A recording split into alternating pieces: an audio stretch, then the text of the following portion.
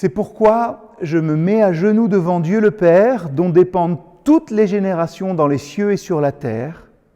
Je lui demande que, selon la richesse de sa gloire, il fortifie votre être intérieur par la force, la puissance de son esprit, et que le Christ habite en vous, dans vos cœurs, par la foi. Bonjour et bienvenue pour votre méditation quotidienne. On l'a dit, il me semble, notre objectif immédiat n'est pas le succès, mais la progression. Voyons dans quel domaine nous pourrions progresser dans nos vies. Le premier, c'est peut-être la compréhension de notre identité. C'est essentiel pour progresser, de savoir qui nous sommes. Alors, j'entendais l'autre jour une interview de Christophe Dugarry. Pour les plus jeunes d'entre nous, un ancien footballeur. Et ça va peut-être en faire rire certains, mais il disait qu'au départ, il était du même niveau que Zidane. Ça se discute, mais il disait un truc intéressant après. Il disait que sans doute, il n'avait pas fait tout ce qu'il fallait, lui, Christophe Dugarry, pour être un grand joueur. Il disait, j'ai sans doute pas fait ce qu'il faut au niveau du travail et au niveau du mental. Bref, ces mots m'ont fait penser à une réalité que les sportifs connaissent bien. Ce qui se passe dans nos cœurs et dans nos esprits est important et ça influence nos performances. Alors avant de pouvoir faire de grandes choses, nous devons mettre les choses au carré à l'intérieur. Ce n'est pas vrai que dans le sport. Nous-mêmes, dans notre vie chrétienne, nous avons bien des luttes à mener et la première, sans doute la plus difficile, c'est la lutte, la bataille contre nous-mêmes. Jacques 4, verset 1 nous dit « D'où viennent les guerres et les querelles parmi vous ? Ils viennent de vos tendances égoïstes qui combattent sans cesse au-dedans de vous. » Et Paul dit la même chose. Je ne comprends pas ce que je fais, car je ne fais pas ce que je voudrais faire, mais je fais ce que je déteste. Romains 7, verset 15. Vous imaginez Paul le matin en train de se réveiller et se regarder dans le miroir et se dire « Je ne comprends pas qui je suis. » Oui, il n'y a pas que nous qui parfois nous disons ça, je ne comprends pas ce qui m'arrive ou ce que je fais. La vérité, c'est que nous luttons tous et toutes intérieurement. Et en un sens, c'est normal. En tant que chrétiens, le Christ nous a donné une mission. Allez et faire de toutes les nations des disciples. Ok, c'est sympa, mais Seigneur, est-ce qu'il n'y aurait pas quelque chose d'un peu plus simple et peut-être d'un peu moins stressant ?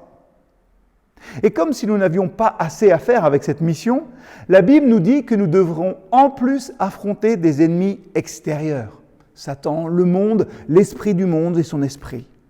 Bref, c'est pour cela que les paroles de Paul aux Éphésiens sont précieuses. Soyez fortifiés dans votre être intérieur par la puissance de son esprit.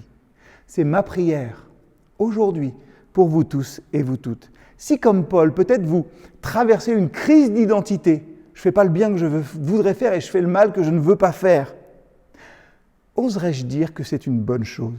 Ça veut dire que vous commencez à découvrir qui vous êtes vraiment. Vous luttez, vous vous posez des questions, c'est normal. Vous progressez. Avant de pouvoir vraiment faire ce à quoi vous êtes appelé, il vous faut comprendre qui vous êtes appelé à être. Un des composants principaux de l'entraînement mental des sportifs, c'est le travail sur sa propre image. Et la Bible dit qu'on switch, oui, du verbe switcher en français, premier groupe. Non, la Bible dit qu'on change quand on devient chrétien. Nous sommes alors en Christ, sous sa grâce. Ça veut dire qu'il nous couvre et que ce qui nous touchait auparavant ne peut plus nous faire du mal. Quand vous luttez, quand vous pensez que ça ne va pas, quand vous sentez que ça ne va pas, rappelez-vous que le message de l'Évangile n'est jamais essayez de faire mieux, essayez d'aller mieux. Mais croyez. Ne portez pas le poids d'essayer de faire quelque chose pour Dieu. Appuyez-vous sur la puissance de ce que Christ a fait pour vous.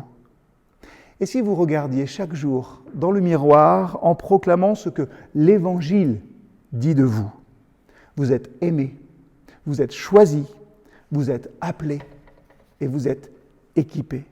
Une mauvaise journée, aimé, appelé, choisi, équipé. Dites-vous cela. C'est pareil tous les jours car Dieu ne vous aime pas plus dans vos bons jours que dans vos mauvais.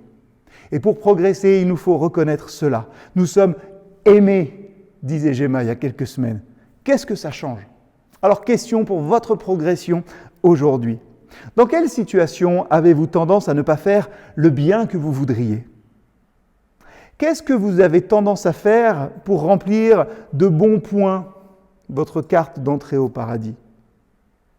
Méditez aussi sur cette parole. Dieu ne vous aime pas plus dans vos bons jours qu'il ne vous aime dans vos mauvais jours. Qu'est-ce que ça éveille en vous ? Et enfin, qu'est-ce que vous voudriez vraiment changer dans votre vie ? Dans quelle bataille voudriez-vous être victorieux ? Prions encore aujourd'hui. Seigneur, débarrasse-moi aujourd'hui de ce qui appartient au passé, à l'ancien moi et qui m'empêche d'avancer dans ma foi.